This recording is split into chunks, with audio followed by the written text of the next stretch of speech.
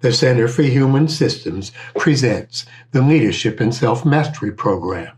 This is course number 8, Learning from Differences. Welcome back to the Leadership and Self-Mastery Program. My name is Ronnie. I'm here with Michael Broom, who is the organizational development guru whose expertise is at the base of all of these courses. So this is the 8th course in this Leadership and Self-Mastery Program, and it's called Learning from Differences versus Conflict. And it's an extension of the last course where we talked about power dynamics. There's only one module, and we're going to do a very incredibly useful and powerful exercise that'll help shift us from playing win-lose and help us learn from differences that tend to so often lead us into conflict. All right, Michael, why don't you tell us what the big idea of this course is? Well, sure, Ronnie. We learned in the last course, Power Dynamics, how differences are the only source of learning that we have. We also learned that we tend to use differences so often to determine who wins and who loses instead. We cut off that source of learning when we do that. In this course, we will go much deeper into how we use differences to create conflict and then to describe and practice how to use them for learning instead. Okay. So my understanding is that this course will mostly be an exercise from which we'll be learning about learning from differences. And so how do we get started? Well, we do have 3 points that we want to cover to get us started. Number 1, as we discussed in the last course, conflict can result when we use differences. Well, no, not can. Conflict does result when we use differences to determine winners and losers. Think about the arguments that you've had with colleagues, bosses, subordinates over who's right and who's wrong. All of my work with clients has involved some conflict about what their goals should be, how best to accomplish those goals, the values that they should adhere to, and what the facts are. Those are the basically 4 sources of, those are the 4 basic sources of all conflicts. You may remember the conflict between the accounting manager and the sales manager who had a conflict about accounting procedures. That conflict was one about strategies and tactics, and maybe even values about how to account for both revenues and expenses. That's a conflict that most people can relate to, but what has that got to do with learning from differences? Well, if a conflict is something to which we have attached our sense of personal or group esteem or identity, we will invoke within ourselves hostility and upset, and of course, blame their occurrence on some other person.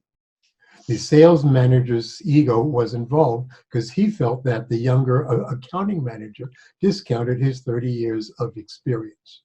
She felt belittled because she saw the sales manager as treating her as a youngster without due respect for her expertise. Note that their ego issues have nothing to do with accounting categories and everything to do with their respective sense of identity and pride. When we wish to avoid the possibility of conflict, hostility, and upset, and this is point number 3, we often will conform to what we believe are the desires of others. This issue of conflict avoidance is actually a much bigger issue than the issue of overt conflict. The productivity, synergy, and creativity of teams is often so poor because of the perceived risk of having a point of view or idea that is different from the powers that be. Many of us simply do not want to rock the boat in fear of getting kicked out of the boat. We covered this in depth in our course on human systems and why we are so hesitant to speak up. Okay, so I mean, it sounds a little bit like, if I recall our last course, is that, or everything we've done really, is that the sales manager and accounting executive should have just taken a pause and got real curious about each other's perspective, right? Well, that would have been a big help, but it's not so easy to do. This course will help us do just that.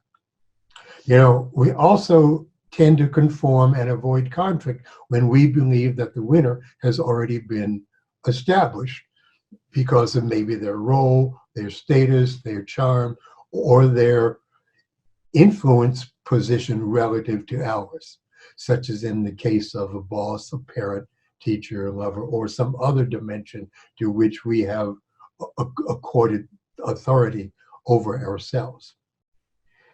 In any case, such conformity robs teams and other human systems of their vitality, their synergy, and their ability to learn that can only exist when everyone feels free to speak their truth. Okay, so I'm hearing two things. One is that often we get into conflict because our sense of identity and ego is at stake. And that's the example of the sales manager and the accounting executive. And then the other thing, what that tends to happen, which I've actually seen in a lot of people, in the HR function, where they just agreed with whatever an executive proposed without asking questions or pushing back, even if it was a bad idea. I mean, simply because the executive was in a more powerful position, either in sales or in a client-facing role. They conformed because they felt that the winner was already established, as you pointed out. Yep, when we do not use differences to determine winners and losers, we make available to ourselves the inherent value of differences. That is, that they are the only source of learning that exists. Consequently, creativity and innovation, products of synergy, become available. So let me just summarize some of what you said there. That typically we have four sources of conflict. What our goals are, how to accomplish those goals, what our values are, and what are the facts in the situation. And the other thing, I think that we've said it in the previous course, and we'll say it again here, is that we use differences to determine winners and losers. And this entrenched conflict often involves sort of identity or self-esteem component, or we conform instead of surfacing the conflict, which is the other thing that happens.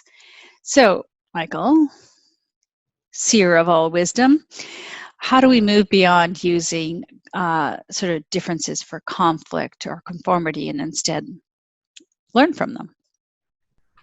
I have a fascinating exercise for us that will answer your question. It's about reframing. As we discussed, the barrier to learning from differences is our judgments regarding who wins and who loses.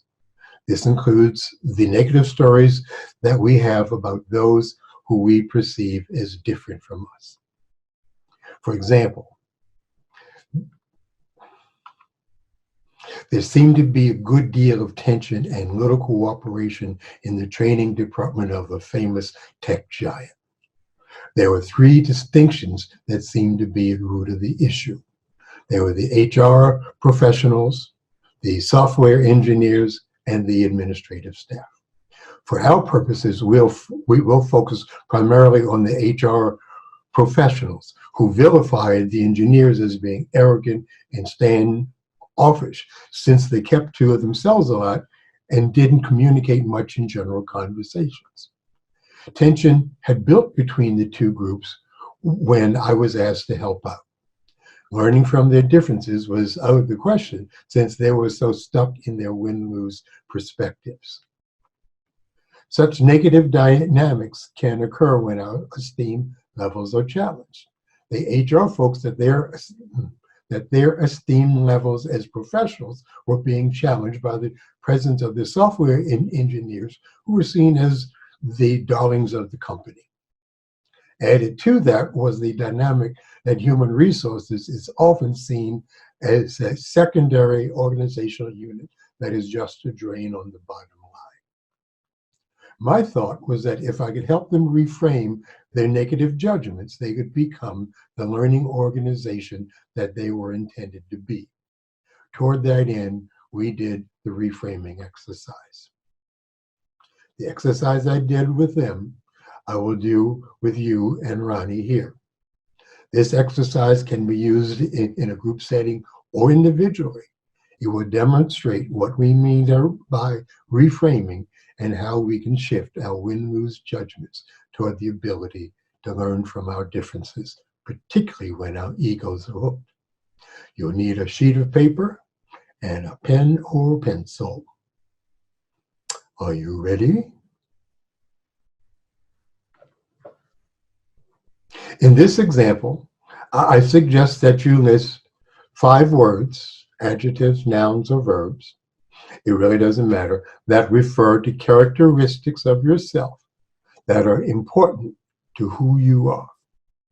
I will use 3 words just as examples for how the process works. And Ronnie, how many words do you want to use? I'll use 5.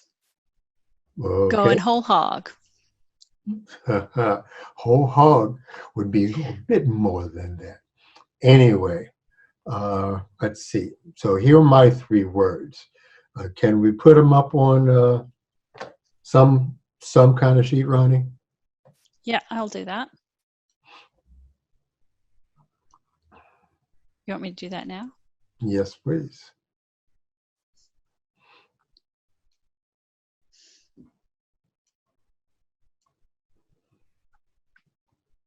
Can you see that? Yes, I can. All righty. Okay, so now we're going to need 3 columns. I'll add them as we go along. Okay, good enough. So in the first column, my 3 words are smart,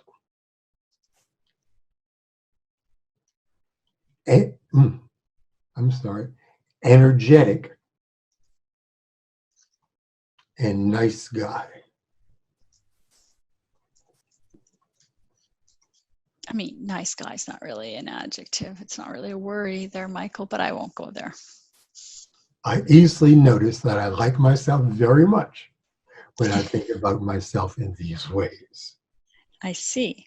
Ronnie, what are your 5 words? Can we put those in here?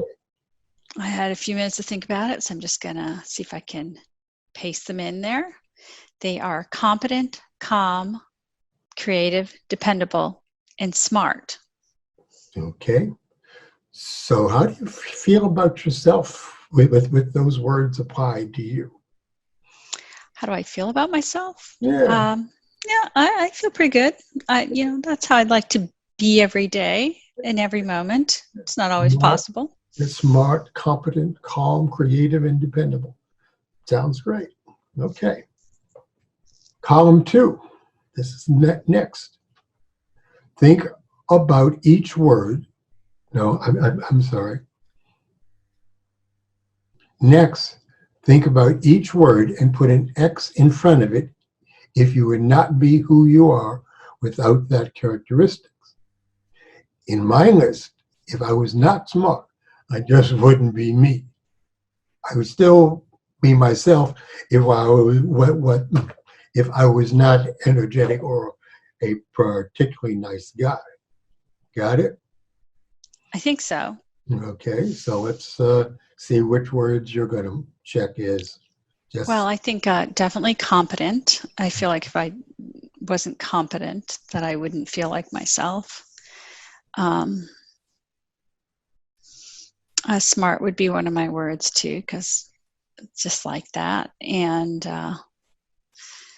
can't say calm would be, but I would say creative would be one of them. Those would be the 3 that I would say If I wasn't competent, creative, and smart, then I wouldn't feel like myself.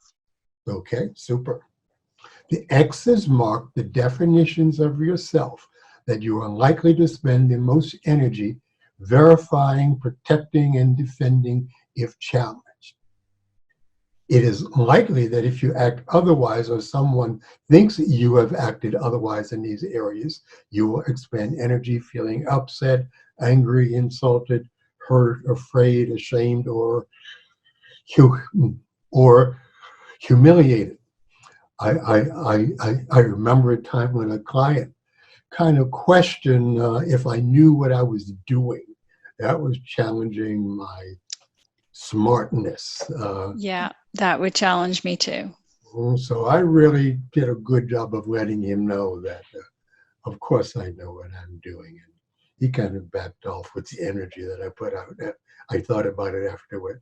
I think I need to go back and clean that up. All Okay. right. So would that be true for you? What would be true for me? Sorry, I missed the question. So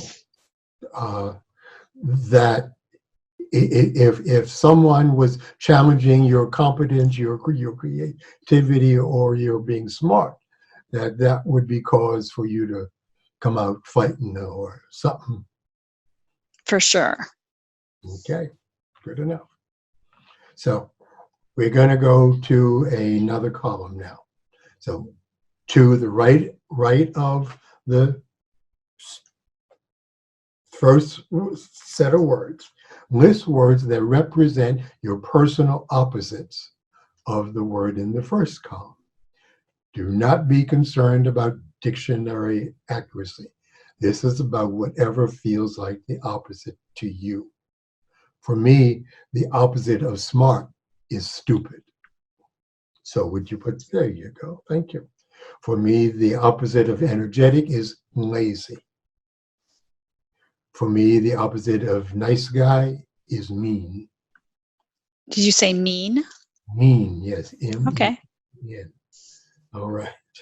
So what are your personal opposites, Ronnie? I think incompetent. Uh-huh. Calm would be crazy. Creative would be dull. Mm-hmm. Well, yeah, dull. Or actually, no.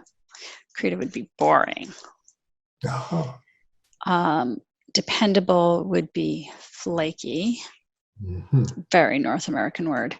Smart would be, I'm going to steal yours. Stupid. Super. Very good.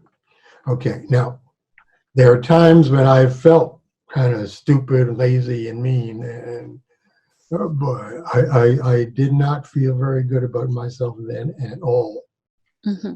So what's it like when you catch yourself being incompetent, crazy, boring, flaky, or stupid?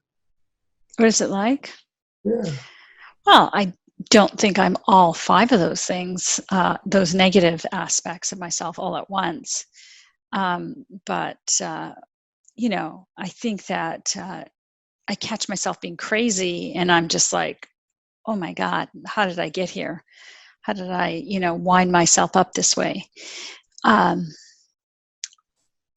think that when I catch myself being stupid or saying something stupid, then I feel really, I don't know. All of these make me feel like I'm not the person I was meant to be, basically. So you don't care for yourself very much when you're in those spaces? Definitely not. I don't care when I don't care for myself very much when I'm in those spaces. Yeah, let's just leave it at that. Super. Okay. Yeah. This second list of words represents characteristics that seem not to be you, that don't fit the way we like to see ourselves. We don't like ourselves or think much of ourselves when we think about ourselves in these ways. And we don't care for others who display these characteristics. That's important. We don't care for others who display these characteristics. After completing this second column, I was working with a group One student exclaimed that the list described the a-hole that she had just divorced to a T. The point being that we automatically resist learning from anyone that seems like the words from our second column. In fact, we don't even want to be in conversation with them. We are not curious about them at all.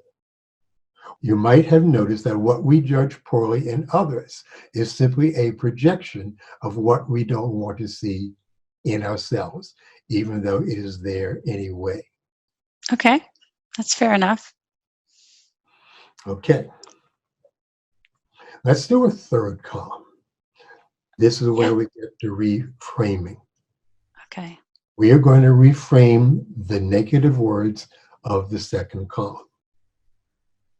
We're going to pick up words or short phrases that essentially mean the same as the negative words in the second column, but instead have a positive or neutral connotation. Let's look at mine to see what we mean. My reframe for stupid is ignorant. It's just somebody that just doesn't know. Just doesn't know. My reframe for lazy is resting. Did you say rested? Resting.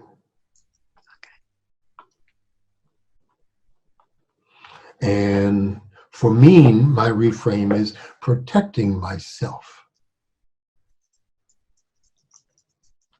Now, sometimes it can be very difficult to come up with a neutral or positive reframe.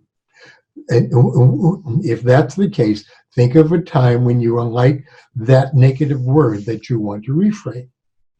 Ask yourself what was going on then. When I first tried to reframe my word mean, my opposite for nice guy, I thought back to a time when I was being cold and mean to someone that I love very much. Looking back, I could see that I was hurt and angry because she told me that she was considering going back to her former husband. In retaliation, I called her words that I do not need repeating here in an attempt to distance myself from her and the hurt that I was feeling. In other words, I was being mean to protect myself, which is what I use as my reframe for mean. You may find this more difficult than the first two lists, so you may need some help. Consult a thesaurus or dictionary, or ask someone else for ideas if you need to. But the word has to have either a neutral or a positive connotation. And I can't use the word that I put in this column over here. No. Oh, you didn't tell me that rule. Okay. So I need to think of a word. So actually, but you, I think thinking of a situation where where someone was incompetent or where I was incompetent and I had a reaction to it. Okay, that's what so incompetent, that person just like, I think was overwhelmed. A lot of people who come across as incompetent, I think are just like, there's just too much going on in their lives, professionally or personally. Mm-hmm. So someone. So, okay, it will be easier if you could think of a time when you felt incompetent. Oh, when I felt incompetent. Because it would just be a fantasy. Actually the word overwhelmed actually covers that too. Because I think the times where I've really just not been very good at what I do, I was just sort of, I was exhausted actually. So maybe it's not, I was just like totally exhausted. So, and actually here, this actually would fit better here. Exhausted. sorry, I just realized that when I get boring when I'm exhausted. Okay, sorry, I'm thinking of myself. Okay, so a time when I was incompetent. Right. I mean, I was incompetent just because I didn't know. I didn't know what I was supposed to do. So I would say, I'm going to borrow your word, ignorant here, or Cool. and a time when I was crazy. Yeah. This tends to be a combination of like a combination of something like triggering me, and something that irritated me, really, is what drives me crazy. It's like little things that irritate me. So I don't know what the opposite of that would be. So I'm trying to think of the time, I'm thinking of a time when I was crazy. It was just like, I know I'm reusing words and it might be slightly illegal. I was actually, I get irritated when people ask too much of me, and I react in a very crazy way. And that typically happens when I have too much on my plate. So I have 5 million things I need to do, and this person is asking me for one more thing, and it just kind of triggers me and sends me over the edge. Or not doing things, or making more work for me. I'm going to put overwhelmed here. Okay. So is that a neutral or positive word for you? Overwhelmed is a neutral word for me. Okay. It's not positive, but it's definitely neutral. So let's go back to exhausted. Is that a neutral or positive word for you? It's a neutral word for me too. Okay. And same thing for ignorant, right? No, ignorant's not a neutral word for me. Well, then you cannot use that as your reframe. Okay.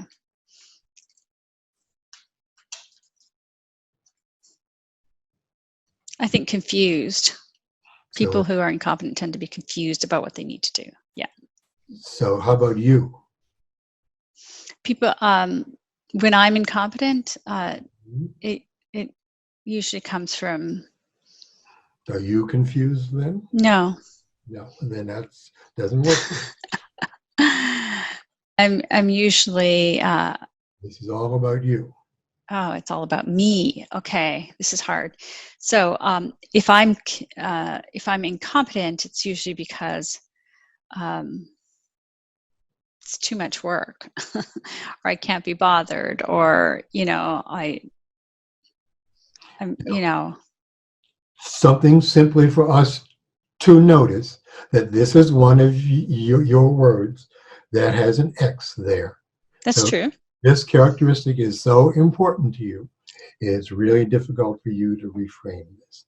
Yeah. Anyway, so. Well, let's try this.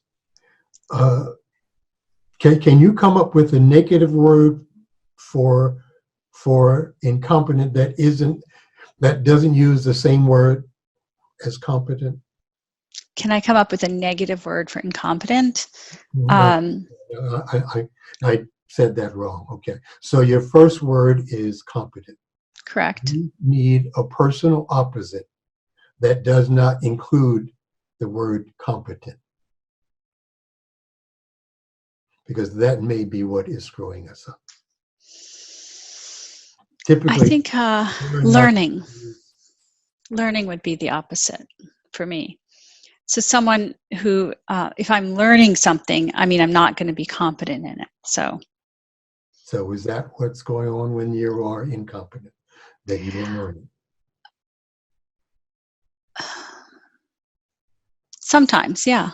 I would say there are definitely moments. The moment that stands out for me, I was just overwhelmed. Okay. So. So were you learning then? Sorry? Were you learning at that time? Sure, I was learning never to do that again.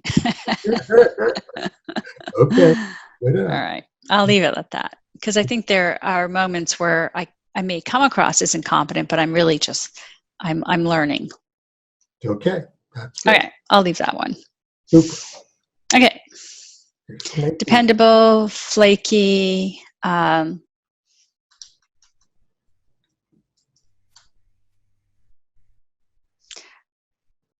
Maybe not whimsical, but someone who is flaky is someone who lives by a different set of rules, really, are. Right now, this is flaky as When I'm flaky, right. Really hard to do right, this and because I'm so rarely flaky, of course. of course. So now this is flaky as the opposite of dependable. So keep your first word in mind as well. I see. So when someone is flaky and they're the opposite of dependable, When you are, when I am the opposite of dependable, I've usually just forgotten. so is that a neutral or positive word for you?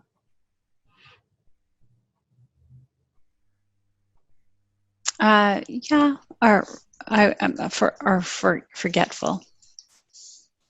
And Yeah, that is neutral or positive for you? yeah. Okay. Super. We got one more to do.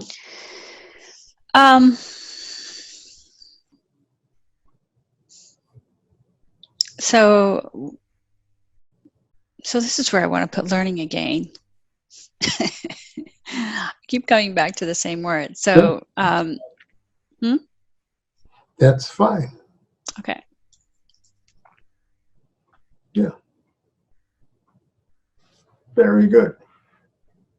Just notice how reframing is not the easiest thing to do, particularly when it comes to characteristics of ourselves that are very important to us. I mean, I look at this list, Michael, and I look at the ways I want to see myself and the ways that I sometimes come across and what the reframing of it. And what I'm seeing is a pattern of that when I have too much going on in my life, that I just start feeling exhausted and overwhelmed, and I get forgetful, and I forget that I'm learning, that there's a learning frame, or there's that there's something going on in my life that needs to be adjusted. There you go. Okay. So then you have noticed that how you feel about something is all in the way you look at it. Mm-hmm. Because notice that the words in the second column and the refrain words are basically about the same thing.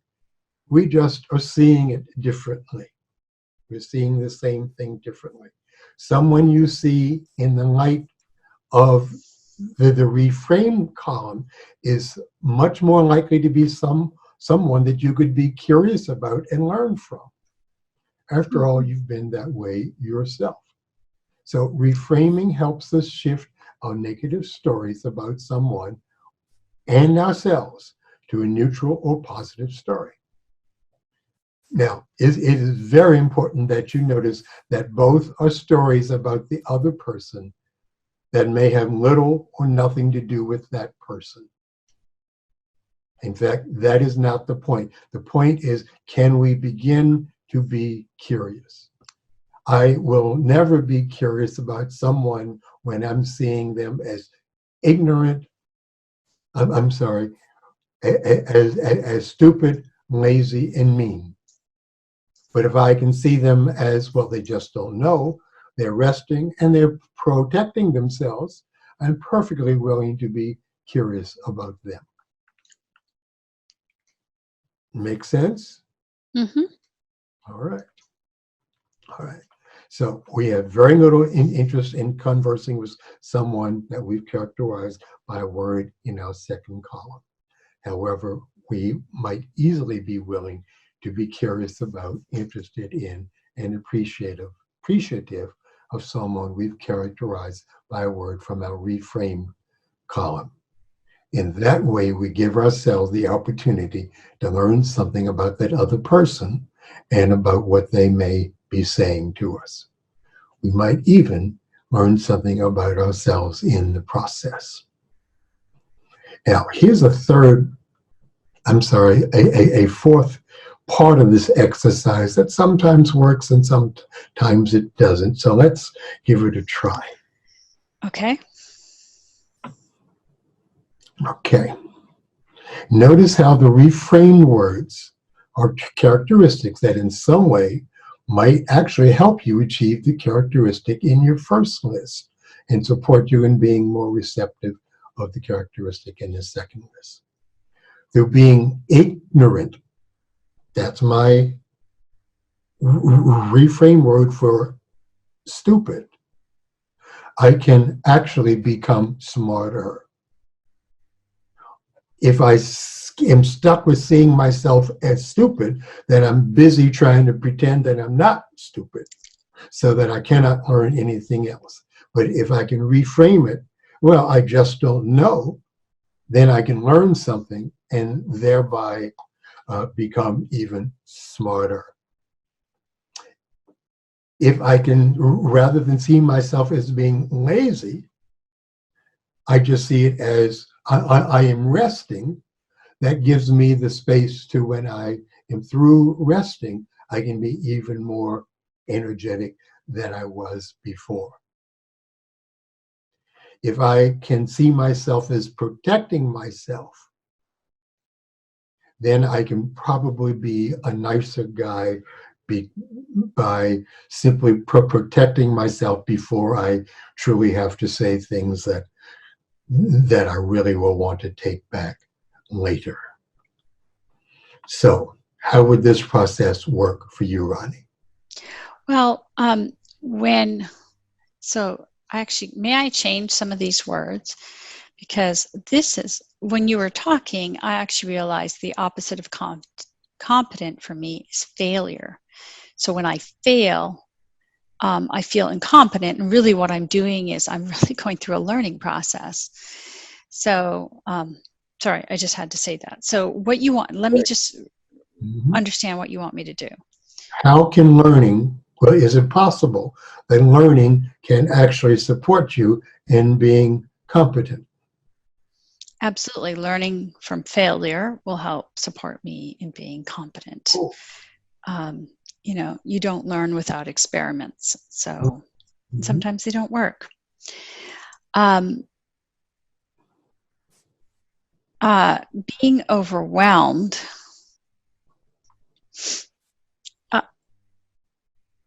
So I need some help here. So I'm supposed to use the word overwhelmed to rethink crazy? No. How can being overwhelmed actually support you in being calm? The problem might be that for most people, being overwhelmed is a negative word, but you say that it is neutral for you. So this could be a case where this part doesn't work. Can overwhelmed help me feel calm? I see what you're saying.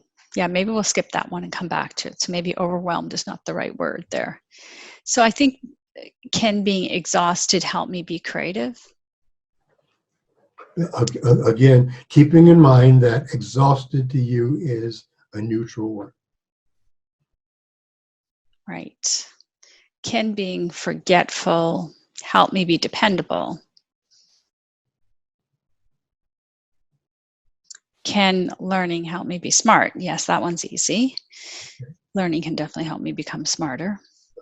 Okay. Can being forgetful help me be dependent? Yeah, I'm struggling with these ones, and you're saying it's possibly because I've chosen words that have a slight negative connotation, like overwhelmed, exhausted, and forgetful. Exactly. That's why even a slight negative connotation doesn't work. Mm-hmm. Well, I think then thinking about a reframing, how can being busy help me be calm? Does busy have even a slight negative connotation to you? Okay, it does. Well, yes and no. Okay. Okay, well, hold it. If there's a piece in there, I see. How does help being, okay, so this is really, so I think that maybe a way of reframing crazy is that I'm really engaged in something or passionate mhm, about it. I think passion would be better. And I've actually heard that word to describe me sometimes, so passionate. yes, So I'm not crazy, I'm passionate. So if I'm passionate about something, I care deeply about it. yes, Um, and that helps me focus on it, right. which Okay. brings me calm. Oh, super. Okay. So then say that again, how passionate can actually support you in being calm? Well, recognizing that I'm being passionate about something, which, maybe I framed as crazy at some point. If I'm passionate about something, it's because I care deeply about it and I focus on it. I have to write this down. Mhm. And I focus on it, and focus helps me feel calm. Does that make sense? Yes, it does. Okay, Mhm. I'm glad it makes sense to someone. Um, Does it make sense to you? it does. Okay. Yeah. Yeah. Yeah. If I'm truly focused on something, I am typically very calm because I have blocked out all the extraneous stuff. I'm just calm and focused. All right. So let's come up with a neutral or positive word for boring because exhausted still has that negative connotation in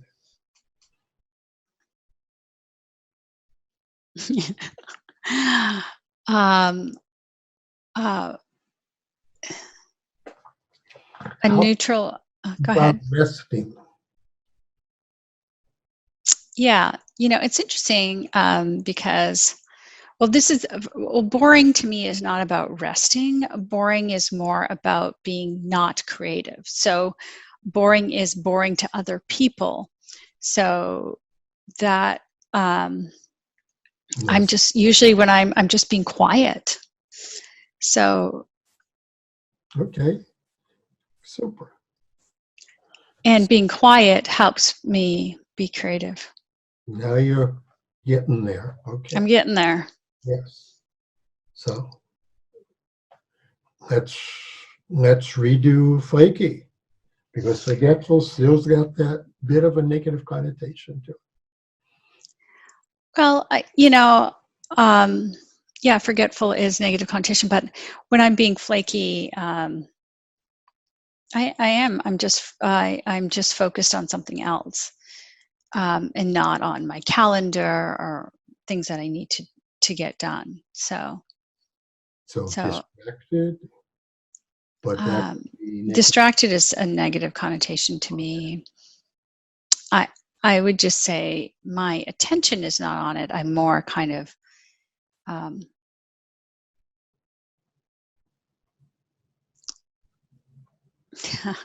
I don't know how to describe it. It's like usually so much of our lives require us to be focused on one thing, and you need to be. I'm daydreaming. Essentially is what it comes down to. When I'm flaky, I'm usually like daydreaming or doing something where I'm not focused on my calendar or on my computer or my phone. All right. I'm usually daydreaming or I'm reading.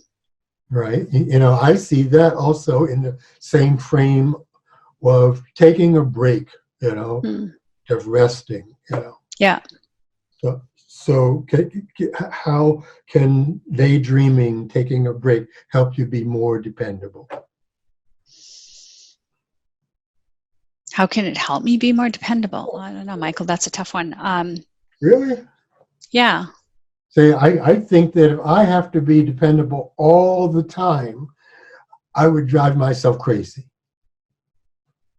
I need some downtime to just rest, to daydream, and then I can get back to being dependable without being worn out about it. But if that doesn't work for you, No, then I mean, I can't use it. I think, yeah.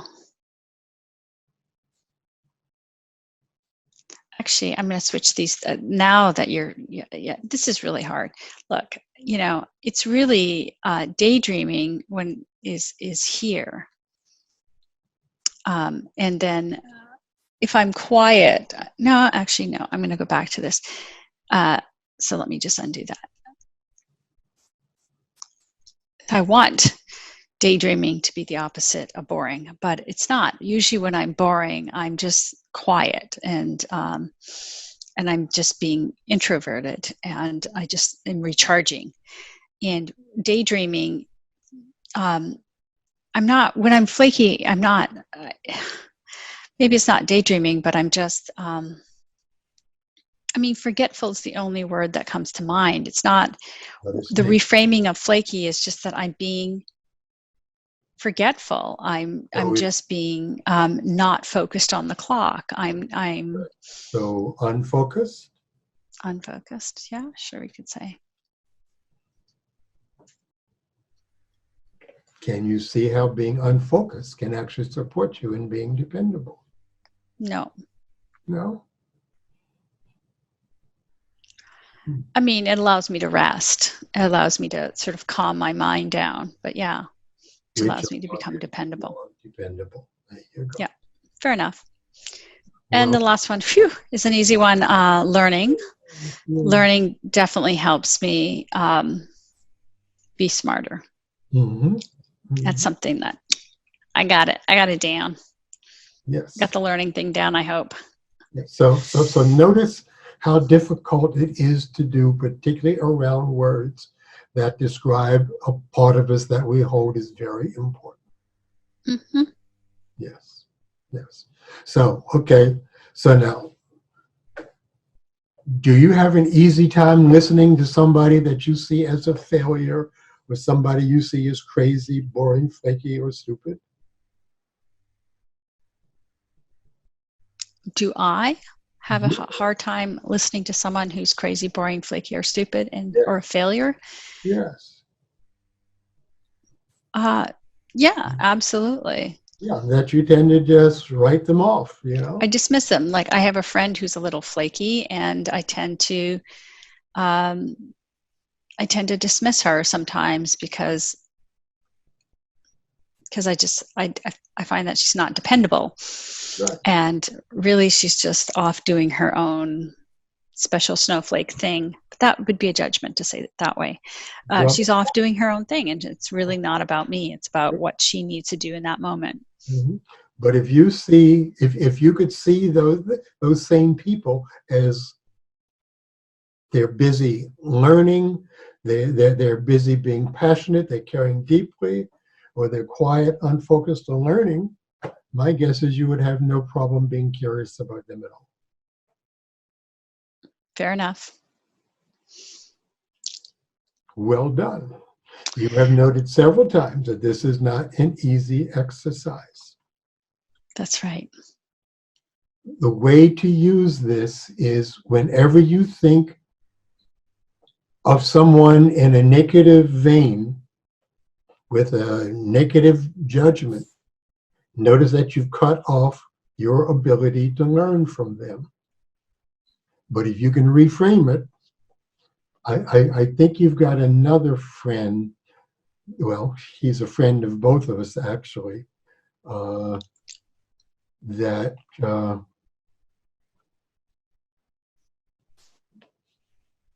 I don't know what the word would be for the, we'll call him Sam. He lives out in Sonoma. Mm. So what would be the negative word that you would have for him? Lazy. Lazy, yes. So how might you reframe lazy? I think he's just focused on his own things instead of what the world expects of him. So would that help you be more curious about him than when you just see him as lazy? Sure. I mean, I think that instead of going to that place of judgment around, this person's not doing enough, just just be curious about what they are doing, There you go. and see where that takes it. And you'll likely learn something that you didn't know, and you'll certainly have learned something about yourself. That, oh, I've got this negative judgment about this word because I really don't want to see it in me. Yep, fair Oh. enough. All right, Michael, are we coming to the end of this exercise? I think that we have gotten there. Okay. Is there any closing thoughts? I'm going to stop the screen sharing. Okay. And is there any closing thoughts that you have for us before we close out this session? Yes, sure. Couple thoughts. One, I just used 3 words. Ronnie just used 5 words. You know, we kept it relatively short for the sake of this exercise not going on for too long. Well, this video not going on too long. But the more words that you can do for yourself, the more you will be able to free yourself up from the negative judgment. And the more you can begin to practice this just throughout your day, when you notice that you have negatively judged someone, you have stopped yourself from learning. Reframe it, be curious, and watch that you will find something that you can learn. All right. All right, great. It's a lot of work, but it's a wonderful payoff.